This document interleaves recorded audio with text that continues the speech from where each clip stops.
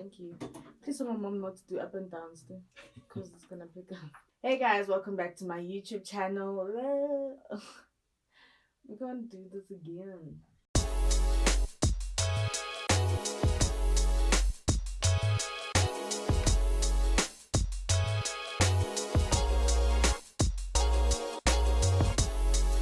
Hey guys, welcome back to my YouTube channel. My name is Baki Sukhale and we're back with yet another true crime video. Today we're not dealing with missing persons. It's actually a solved case. I know I've been doing a lot of unsolved cases just to get your mind, going. But this time around, I decided to cover a solved case. Today's case is known as the Honeymoon murders, and we'll be focusing on a woman who went by the name of Anni Dewani, who was born on the 12th of March 1982 and born to parents Vinod and Neelam Hidocha. Now, Annie and her family were from Sweden, however, they were of Indian origin, and Annie had two siblings, which was a boy and a girl, well, a brother and a sister. And when they describe her, they really just talk about how much it is that Annie loved children. Family was very important to her, and she basically just couldn't wait to start her own family. Now, Annie graduated with an engineering degree, and she then moved to Stockholm, where it is that she worked for a phone company and she was in their marketing department. Now, in 2009, when Annie was 28 years old, she went on a trip to London, and that is where she met 30-year-old Shireen Dewani, who is a successful chartered accountant. He was from, a wealthy family. They had businesses within the family, and he would often help the family, or rather worked for the family, with the businesses it is that they had. Now, Shireen was a millionaire before it is that he reached the age of 30, and so Annie and Shireen basically met through Annie's aunt, who set them up to go on a date at a coffee shop. However, Annie says that, like for the first date, she wasn't really feeling his vibe. They weren't really vibing as well as they thought that they would. However, she decided to give him yet another chance, and so then they went on a second date, and after a few dates, then she started to grow more fond of him, and that is when their relationship began. Now, after some time of dating Shireen, Annie decided to then take him to Sweden to meet her family, and her family loved him. He was handsome, he was educated, he was wealthy, and apparently another pointer was that, Annie told her dad that Shireen said that he doesn't believe in sex before marriage. So as you can believe, or as you can imagine rather, that would be like major brownie points. Like the parents were really, really, really happy with him. The family loved him, and so he fitted right in.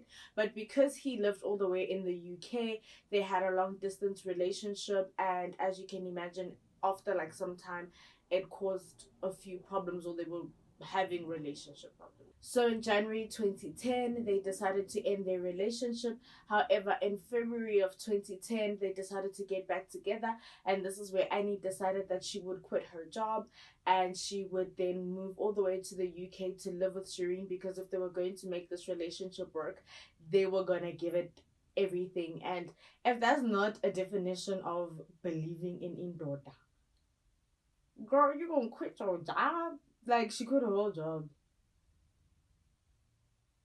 Now, in May 2010, 3 months later, Shireen decided to then propose to Annie, and as you can imagine, like I guess it worked out. Like, I guess it worked out. I guess she got exactly what it is that she wanted. And 3 months before the wedding, Annie was flying to India. She was basically planning the wedding. They were going out of their way to make sure, she was going out of her way to make sure that it was a beautiful wedding. And as you can imagine, it was extravagant. It was a wedding that took place, like it was like 3 days long. And from the videos and the pictures, you can just see that it was a huge, huge wedding. It was celebrated. It was expensive. It looked very expensive. After the wedding, the couple then went back to the UK to celebrate Diwali, and shortly after that, they were then going to go on their honeymoon. Now, Annie wasn't sure. Well, she knew that they were having a honeymoon, but she wasn't sure where it is, like the location or where it was that Shireen would be taking her. And so then they actually flew then to South Africa, and they spent a few nights at the Kruger National Park. Now, after having spent a few nights at the Kruger National Park on the 12th of November 2010, the couple then decided to fly to Cape Town. And so upon arrival, they decided to get like a I don't want to say a public, but like a private, yeah, a private, we can say a private minibus taxi, instead of using the transport that it was that the hotel was offering. Apparently, this was so that Shireen could save money. I mean, he's a millionaire, but I guess, he just wanted to be a humble millionaire and to use a different level of transportation instead of the transportation that it was that the hotel was offering them. The couple then got into a silver grey VW minibus, and the name of the driver was Zola Tongo, who then drove them to the Cape Grace Hotel. And upon arrival, Annie went in to check, like she walked into the hotel to check them in, while it is that Shireen stayed for about 10 minutes with Zola outside. He was basically bringing in their bags and they were basically just chatting. And Shireen was asking them, if Zola could be their private driver, for their time or duration in Cape Town, basically just act as a tour guide, show them around Cape Town and stuff like that, as opposed to having to like change drivers each and every single time they needed to leave. And Zola basically agreed to this, and so for the duration of their trip in Cape Town, Zola would then be their driver. Now, on the 13th of November 2010, in the morning, Zola then picked up Shireen and took him where it is that you like exchange money, like currencies. I don't know what it's called. I really don't know what it's called, but he basically went to like exchange the currency. And around 7:30, well, later in the evening, Zola then came back to fetch them for dinner. Now the couple had reservations at a restaurant called 69 Winery Road. It was a fancy upper class restaurant, but apparently on their way to there, they decided that they wanted to rather go to like a more chilled, relaxed place where it is that they could have like a light meal and like some drinks, something chilled, something relaxed, not as upper class or as yeah, not as sophisticated as the restaurant where they had the reservation. Now, just before 10:30 in the evening, Zola returned to pick the couple up, and so then he was basically about to drive them back to their hotel.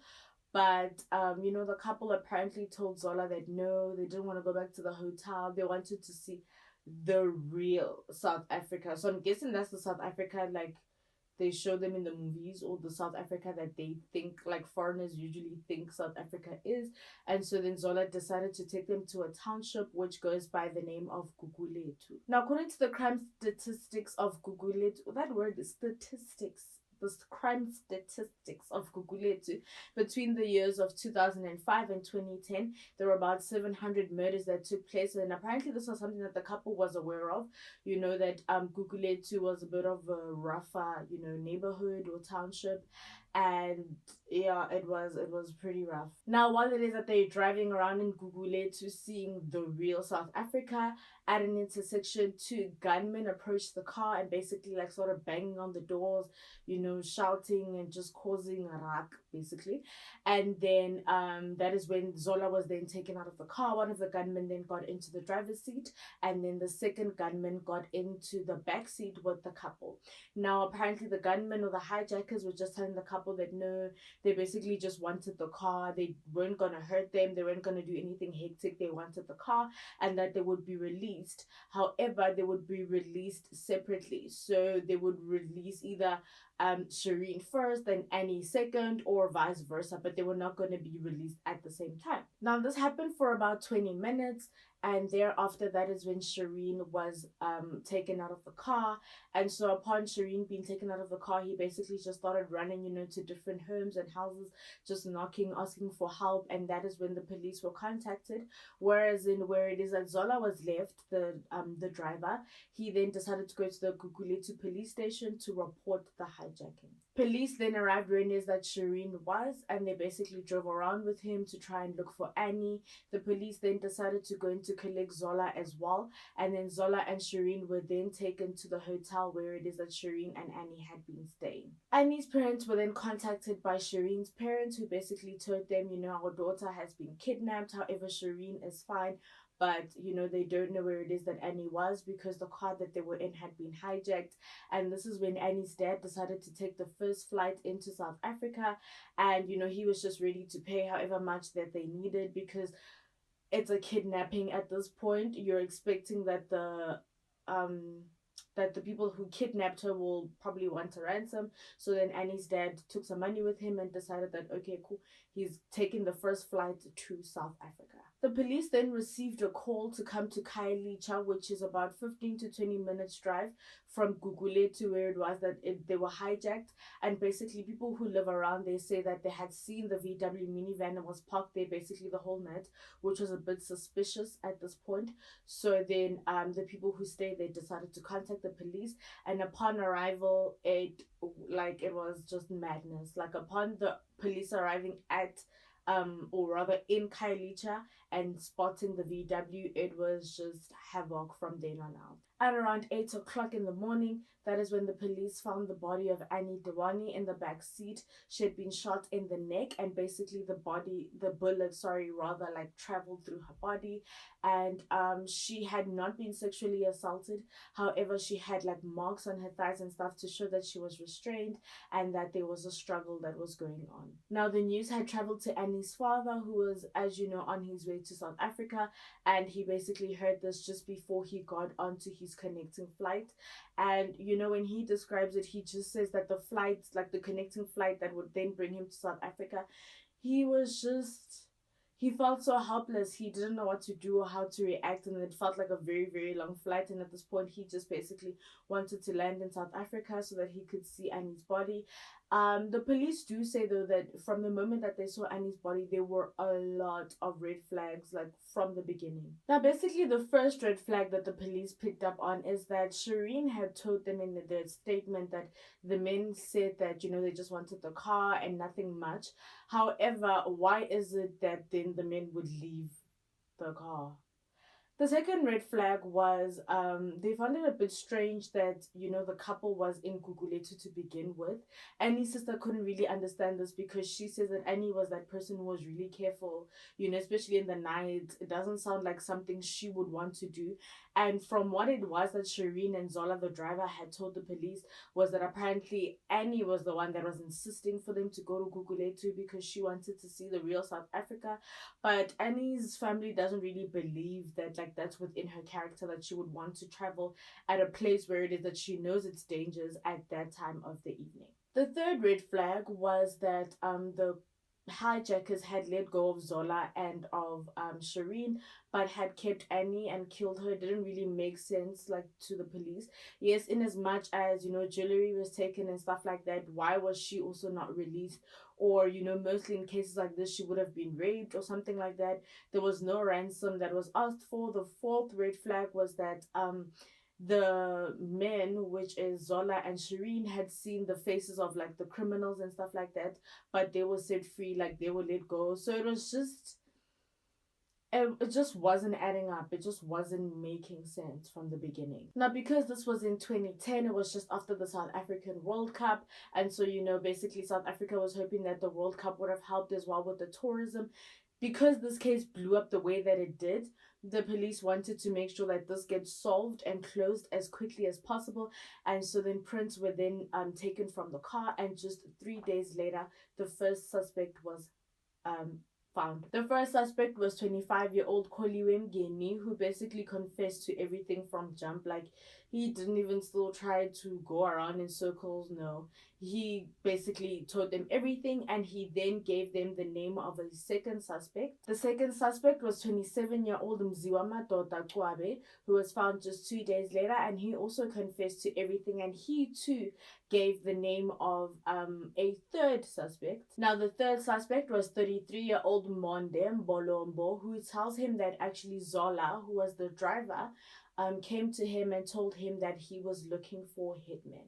So basically at this point, Monde, who is the third suspect, then becomes the middleman between Zola, the driver, and the two first suspects that I mentioned. The two first suspects that I mentioned were the hijackers, and then we have Monde, who is the 33-year-old, who was contacted by Zola, the driver. So you get it? Like, Zola, the driver, contacts Monde. Monde then gets these two hijackers, which are the first and the second suspect. Zola was then arrested, and plot twist, Zola claims that Shireen is the one who said that he needs hitmen because he needs to order a hit on his wife, Annie. So this is Zola's story. Zola's story is that the first day that it is that he drove Shireen and Annie from the airport to the hotel, when it was that Annie was checking in and they were having a chat outside where it is that Shireen asked if he could drive them around for the duration of the trip. Zola claims that this is when Shireen had actually came to him and said, "Hey, do you know people who would, people who can like help me kill my wife? I need it to look like a crime, like a hijacking. It needs to look original, like, something that's like legit." Shireen was apparently willing to pay each person who was involved in the crime at least 15,000 rands each. After that conversation, that is when Zola, the driver, then decided to contact Monde and tell him that, hey, there's this couple that I'm driving around, and the husband seems to be looking for hitmen. Are they people that you know? And that is when Monde, who is the middleman, contacted the two other hitmen, which were the first two suspects that were caught. Now, everything that it is that Zola, the driver, speaks of was actually captured on CCTV footage. Like, his story actually matches up with a lot of CCTV footage that was captured. And one of the CCTV footage that they were able to get was that Monde, who is the middleman, at some point is at work, and while he's at work, he's on a phone call. And so on the phone call, you can actually hear, Zola's telling Monde that, you know what, this guy wants this thing done tonight. He's in a rush, so forth, so forth, so forth, right? And by tonight was the night that they got hijacked. And so a lot of what it is that Zola is saying is backed up by CCTV footage, is backed up by phone calls as well, like phone records to show that, okay, all the men were basically contacting each other during this time when it was that they were planning the hijacking. And if you remember, on the day or the morning that it was that Zola had driven Shireen to go and exchange the money or the currency, this is when Zola says that, this was going to be happening. So basically, the money that it was that Shireen was exchanging into South African rands is the money that it was they were going to use, Shireen was going to use to pay off the men that were going to be involved in the hit. And apparently, upon arriving in South Africa, Shireen had actually brought hardcore cash with him so that there wouldn't be any like credit traces, which is weird. Which is weird because it's like, if he's bringing hardcore cash, like, how long ago did he know that he was gonna order a hit on Annie? Like, I mean, if you're already thinking of you don't want any like credit trails and stuff like that, like, that means even before the honeymoon, or just before the honeymoon, like, you decided to do this because then you decided to bring hardcore cash to exchange it into rands to pay off hitmen because you don't want a credit trail. Now, the morning after the hijacking, there's CCTV footage which shows that Zola then came to the hotel where it is that Shireen had been sleeping, and they basically get into like this random room, and this is where, Shireen starts to ask Zola, like, is she dead? Did it happen? Like, what's happening? And it's so weird if you watch that footage, because at some point, like, Shireen is basically like looking around the room, and he's looking around the room because apparently Zola told him at that point that there's actually CCTV footage in this room, and it actually even shows that Shireen had asked one of the cleaners to walk out of the room. And so after the cleaner had walked out the room, this is when Shireen and Zola had the conversation of whether or not the hit was successful or not. Now, days after Annie's murder, there's CCTV footage that shows Shireen walking into a room holding a white envelope.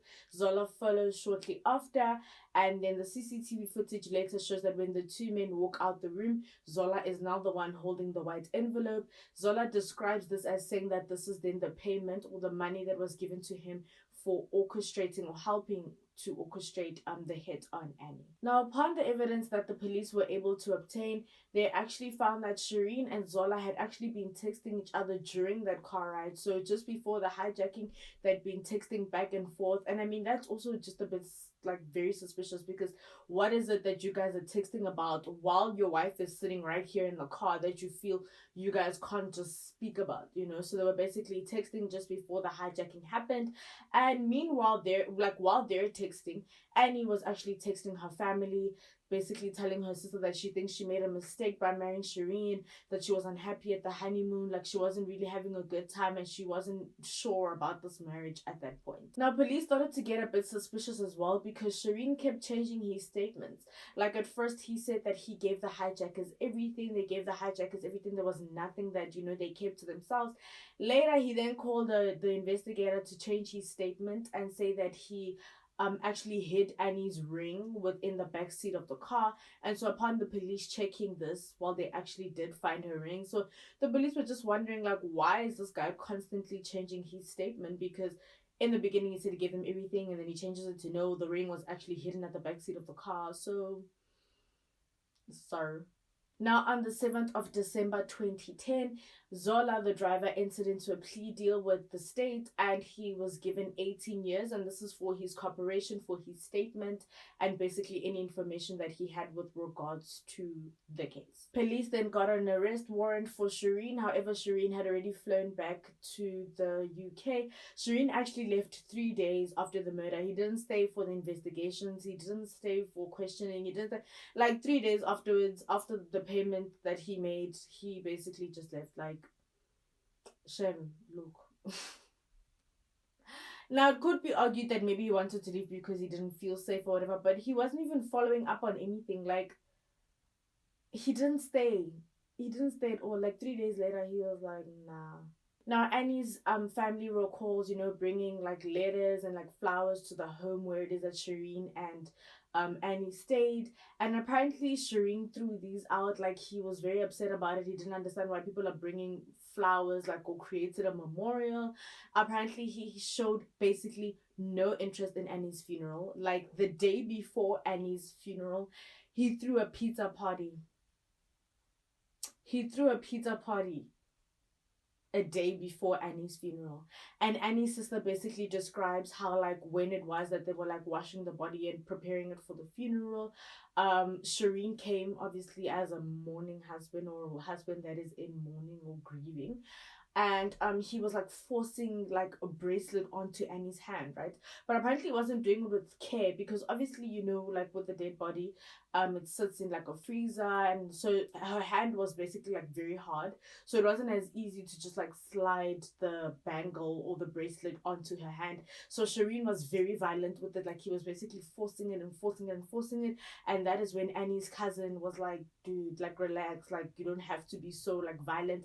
And then Shireen basically just threw Annie's hand, and it like landed like so hard onto like the metal that she was laying on. And like, Annie's sister was very confused about this, because she's like, if you're a loving husband, you know what I'm saying, like, you'd be gentle with her, you wouldn't want to hurt her, even though we know that like people who are deceased don't feel pain, but this is your loved one. Like, you won't just dress them up like so violently. Like, everything you do, you're still gonna do with care. But he basically just threw her hand. And Annie's sister recalls, like, she keeps hearing that sound of Annie's hand like landing on that metal, because it was so rough, it was so hard, there was no care to it. Shireen was then arrested in England, but shortly after that he was released on bail. And this is when Shireen's family decided to get a private investigator who went by the name of Max Clifford to basically deal with like the media attention and the frenzy. And because at this point it was international news, like, it was just going crazy. And apparently this PI, or the private investigator, was very rude. Like, he was just very dismissive of a lot of things as well, to media and to Annie's family. And he was basically like Shireen, honestly, for being honest. Later then, rumors came out that Shireen was actually secretly gay. And obviously he denied this. He was like, no. However, there was a gay sex worker who came out who had actually had relations or sexual relations with Shireen, and he basically spoke about the relationship that he had with Shireen. And it was also then later proven that Shireen was actually on a gay dating site, which was called Gaydar. It was actually also proven that just a few hours after the hijacking, or after it was that Annie was murdered, Shireen was watching gay porn. Like, it's just a few hours after your wife was missing or was murdered, and he's in the hotel watching gay porn. Now, in March of the year 2011, Shireen was then extradited to South Africa. However, his lawyers said that he wasn't in a good mental state. He was on suicide watch. He had tried to commit suicide. His mental state was not good. And so then it was then ruled that, okay, cool, he'll come back or come to South Africa when it was that his mental health, got better. They tried to extradite him 2 more times, but that also failed because each and every single time they spoke of his mental health and said that he wasn't okay mentally to can come back to South Africa. He was still dealing with the death of his wife and just the media attention and everything that was going on. Now, 6 months later, Annie's family decided to scatter her ashes into a lake where it was that, she loved to swim in the summer. And Annie's family, her uncles, her cousins, her siblings, her parents, they just say that, they've always been a tight knitted family. But after Annie's death, yes, they were still close, but there was no joy anymore. Her parents couldn't sleep, they couldn't eat. They were always thinking about her, they were always talking about her. Like, basically at this point, the whole family's lives and everything that they did depended on Annie, was about Annie. Like, they there was nothing else that they were doing apart from just talking about Annie, and their lives were just never the same again, especially with all this media attention, with the speculation. Shireen is not getting charged for anything. Like, it's a maza. Like, everything is just a mess. And you can imagine, how can you move on from something like that? Unlike if someone gets murdered and the case gets solved like shortly after, but like if someone gets murdered and it's basically going on for months, which turn into years, and there's no breakthrough, there's nothing. I mean, at this point, yes, fine, they have Zola, but it has to be, emotionally daunting. Like, you basically living in this thing every day. There's no closure basically at this point. Now, back in South Africa, Kwabe, who was the second suspect caught, entered into a plea deal and he got 25 years. And Monde, who was the middleman, got full immunity for his statement that he gave to the state, which a lot of people were shocked about. Like, he was the middleman, but he basically served no time for this. Now, Mongeni, who was the first suspect who was caught, the 25-year-old at the time, he didn't get a plea deal because the police felt that he didn't have enough. Like, there was nothing that they wanted from him. There's nothing that he was going to tell them that was different from anyone else. And before his trial started, he actually was admitted he had an operation for a brain tumor, and then he went through the trial. And then shortly after he was sentenced, he actually passed away because of the complications, like, from the brain tumor. Now, in 2014, Shireen was finally extradited to South Africa, and his trial then began in October 2014. The state basically argued that because he was gay, or it had came out that he was secretly gay, he probably didn't want to be in his marriage with Annie anymore, and so then that was his way out, by getting or ordering a hit on Annie's life. Now, apparently 3 weeks before Annie and Shireen got married, Annie took her ring off, she threw it away, she was like, she's done, she doesn't want to go through with this. But Annie's family at the time believed that it was probably because of stress, or like when you're planning a wedding, she was probably stressed out and that this would go away. So the state basically used the messages that Annie had also sent to her family. They used the fact that Shireen was secretly gay, and basically all this information was bulked up as evidence to use against Shireen. Now, the defense is arguing that the money that was given to Zola was actually payment for his taxi services, and the state says that because Zola saw how wealthy this family was, or how wealthy the couple was, he's the one that actually ordered the hit. He called his friends from Guguletu and told them, to plan the hijacking to rob them because they were a wealthy family, and that this whole thing that Zola's coming up with, that they wanted to go see Guguletu or whatever, is not a real thing. Now, the judge on the case argued that Zola's story apparently had a lot of loopholes, like the main story was not coming together, and so then Shireen was not charged for anything that has to do with Annie's murder. He was then let go, and as you can imagine, Annie's family was devastated. Like, they were so devastated. Like, Shireen is just let go, just like that. The case was thrown out because apparently Zola's statement and everything had a lot of loopholes and things were just not adding up. A formal complaint was then issued to the judge because apparently the judge in the case was very biased.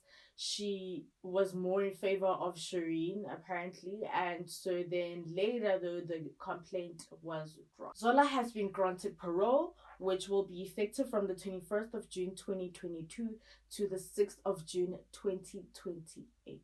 Annie's uncle then said, open quote.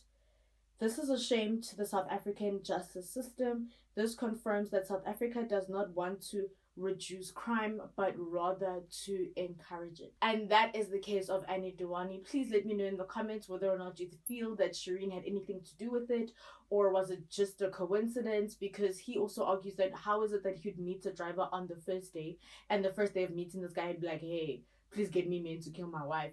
So let me know in the comments whether or not you feel Shireen had anything to do with it. Let me know what other cases you'd like for me to cover. Don't forget to like, to comment, to subscribe, and to share. Thank you so much. See you next time. Bye.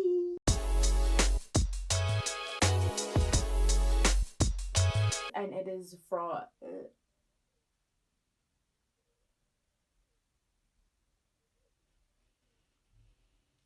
guys, I can hear these people in this house walk around.